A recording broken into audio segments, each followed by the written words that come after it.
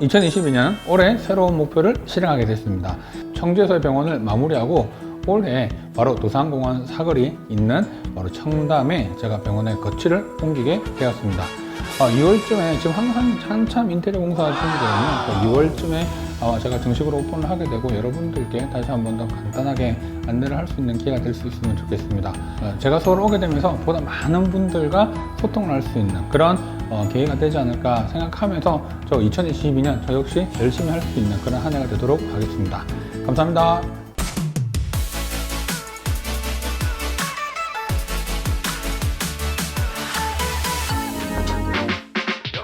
안녕하세요. 피부를 알려주는 남자 피부과 전문의 김홍석입니다. 자, 겨울철이 되면서 날씨가 건조해지고 날씨가 추워짐에 따라서 피부가 상당히 많이 건조해질 수밖에 없죠. 자, 그래서 여러분들께 이 피부를 건조한 부분들을 해결해 주기 위한 바로 오일의 사용법에 대해서 여러분들께 말씀드리고자 합니다. 화장품을 사용할 때 물부터 기름까지 사용하잖아요. 그때 물이 많은 함량부터 점점 기름이 많은 것을 쓰게 되는데 그 중에 가장 끝이 어떻게 보면 오일이 되는 겁니다. 이 오일이라고 하는 거는요, 어떻게 보면 물이 하나도 들어가 있지 않은 단순하게 기름으로만 구성된 그런 제품들이거든요. 그래서 피부의 수분들을 잡아주는 것들을 마지막에 막을 딱 쳐주면서 그 수분이 쉽게 밖으로 날아가지 못하게 만들어주는 역할을 하는 거죠. 피부에는 기름이 상당히 많은데요, 세콜지, 세라마이드, 콜레스테롤, 지방산은 표피의 가장 겉에 있는 각질층에 있는 피부 장벽을 구성하는 지질층을 말하지만 그 말고도 기름이 하나 더 나오게 되죠. 바로 뭐냐면 피지선에서부터 피지라고 하는 것들이 다른 경로를 통해서 나와서 이 세포간 지질 위에 다시 한 번 더 막을 치는 것이 바로 피지가 되는 겁니다. 자, 이 피지에 대한 역할은 상당히 다양하게 알려져 있는데 피지는 주로 털이 많이 나는 부분에 생기거든요. 그러다 보니까 뭐 털의 윤화를 위해서 되게 중요한 역할을 한다라고 알려져 있지만 사실 사람은 동물과 달리 털이 그렇게 많지는 않잖아요. 자, 그러다 보니까 이 피지에 대한 부분들이 많이 요즘 연구가 되고 밝혀지는 내용들 중에서 보면은 항산화 역할도 있고요. 그다음 피부의 보습 효과도 있고요. 여러 가지는 다양한 효과들이 상당히 많이 이야기가 되고 있습니다.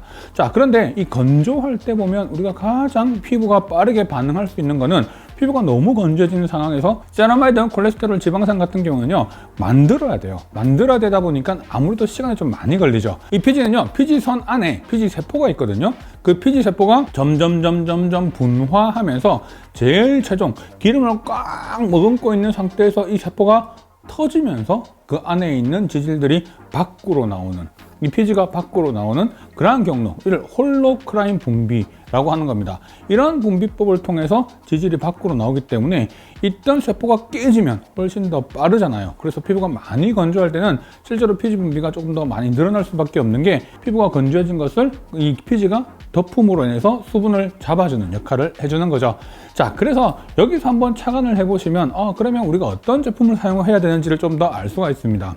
표피에 있는 지질과 피지에 있는 지질, 이 두 가지는 성상이 조금 달라요.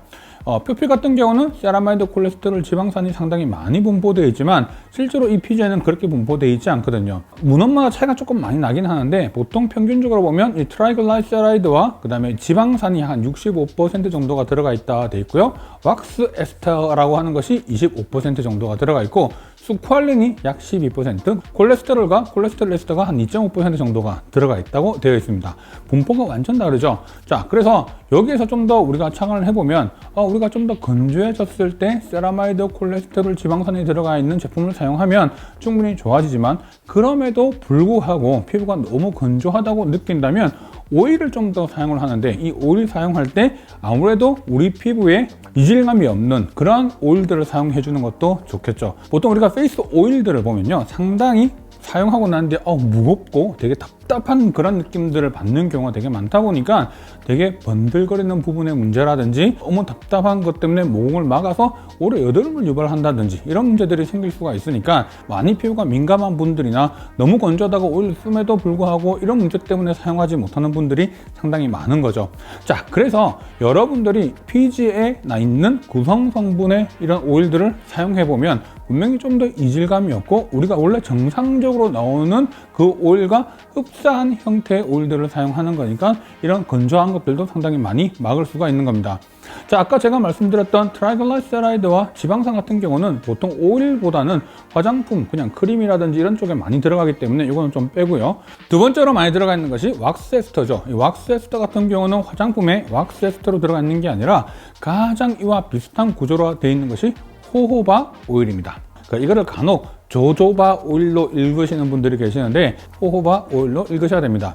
호호바 열매에서부터 이걸 압착을 하면 기름이 상당히 많이 나오는데 사실 오일이라고 했지만 그 형태가 거의 왁스 에스터와 매우 흡사한 구조를 보이기 때문에 호호바 오일, 호호바 왁스는 사실 이 두 가지 용어가 거의 같은 개념이라고 생각을 하시면 되고요. 피지에 있는 구성 성분과 상당히 흡사하다 보니까 이 호호바 오일이 들어가 있는 제품들을 사용해 주시는 것도 매우 도움이 됩니다.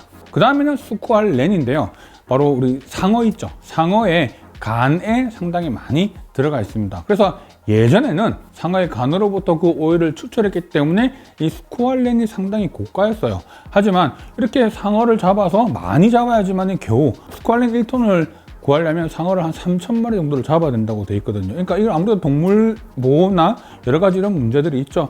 그래서 이런 문제 때문에 요즘에 식물 유래가 되어져 있는 제품들을 사용하게 됩니다.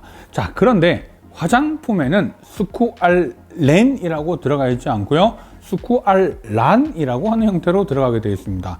이 스쿠알렌은요, 이중결합이라고 하는 것을 가지고 있기 때문에 외부의 어떤 자극이 탁 들어오면 반응을 쉽게 하는 구조가 돼요. 자, 그래서 이 스쿠알렌 같은 경우는 뭐 자외선이라든지 미세먼지라든지 여러 가지 안 좋은 환경에 의해서 이 스쿠알렌이 산화가 되면 여드름이 났을 때 염증성 여드름으로 바뀌는 경우도 되게 많고요. 블랙헤드도 바로 이 스쿠알렌의 산화 때문에 생기는 현상이기도 하죠. 이 스쿠알렌을 좀 더 안정화시켜 줄 수 있는 방법이 뭐가 있을까라고 했을 때 스쿠알렌에 수소 반응을 넣어서 좀 더 안정화된 형태의 화합물, 바로 스쿠알란이라고 하는 형태로 만들어지게 되는 겁니다. 요즘 거의 대부분 다 스쿠알란은 다 식물 유래라고 생각을 하시면 됩니다. 자, 이 스쿠알란을 발랐을 때도 피부가 어떤 느낌을 받느냐면 실제로 되게 이질감 없어요. 되게 그냥 무겁거나 되게 불편하거나 답답하거나 이런 느낌 없이 마치 내 피부에 상당히 가벼운 그런 느낌을 주면서도 보습 효과가 상당히 강하게 나타나기 때문에 스쿠알란이 들어가 있는 제품들을 사용해 주시는 것도 도움이 됩니다. 그 다음 세 번째로 추천해 주는 것은 바로 비타민 E인데요. 이 비타민 E 같은 경우는 왜 중요하냐면 피부가 너무 건조하거나 문제가 됐을 때 산화 반응으로 인해서 피부가 문제를 일으킬 수 있다고 했죠. 이런 지질의 산화 반응을 돌려주는 것은 지용성 항산화제가 상당히 도움이 되거든요. 그래서 보통 비타민 E 또는 토코페롤이라고 하는 형태로 들어가 있는 제품들을 함께 사용해 주시는 것도 도움이 됩니다. 피부가 되게 민감한 분들이 오일을 사용하는 걸 되게 두려워하시는 분들이 있어요. 피부가 민감하신 분들의 경우는 일단 그 오일을 사용했을 때 향이 일체 나지 않는 제품을 사용하는 게 좋습니다. 오일에는요, 상당히 많은 다양한 종류의 오일들을 보통 섞는 경우가 많은데 그래도 이 오일 그 자체에 약간 비릿한 향이라든지 그 자체를 조금 싫어하시는 분들이 있어서 향에 조금 더 고급스러움을 넣기 위해서 다양한 오일들을 넣게 되는데 그 오일 중에 가장 대표적인 게 바로 리모넨, 리날룰과 같은 이런 향이거든요. 라벤더 오일과 같은 경우나 일랑일랑 이런 것들에 들어가 있는 이러한 성분들에 알레르기가 좀 더 생길 수 있는 가능성이 높은 오일들로 들어가 있습니다. 그래서 나 피부가 괜찮아, 민감하지 않아, 문제가 없어 라고 생각하시는 분들의 경우에는 실제로 이런 것들을 전혀 신경 쓰지 않고 사용하셔도 되지만 나 피부가 너무 민감해, 그리고 뭔가 쓸 때마다 트러블이 너무 많이 생겨 하시는 분들은 이러한 오일들 중에서 향이 나는 오일 제품들을 빼시는 게 훨씬 더 도움이 됩니다. 자, 스쿠알란 같은 경우는요, 화해 어플에 들어가셔가지고 스쿠알란이라고 치시면 페이스 오일 이렇게 딱 들어가면요, 제품 종류가 좀 나와 있더라고요. 그런 것들을 보시고 그 안에서 아까 혹시 내가 민감한 피부 같은 경우는 리모넨, 리날룰 같은 성분들을 제외하는 걸로 검색을 하면 그런 성분들이 제외된 상태로 제품들이 추천이 되니까 많지 않더라고요. 그래서 그런 데서 보셔가지고 제품을 선택을 하시면 도움이 되지 않을까 생각합니다. 자, 그러면 이런 오일들 내가 구매해서 사용을 했다라고 했을 때 그러면 많이 쓰면 좋으냐? 그렇잖아요. 내가 분명히 이거는 사람마다 정말 경우의 수가 다르기 때문에 어떤 특정하게 탁 지어서 얘기 드릴 수는 없는데 실제로 우리가 사용하는 로션을 사용하거나 크림을 사용하고 난 뒤에 한두 방울 정도를 사용을 해보시고 얼굴 전체에 도포를 해보시고 난 뒤에 이질감이 없거나 문제가 없으면 그 정도 소량 정도 사용만 하셔도 충분히 그 효과를 나타낼 수가 있고요.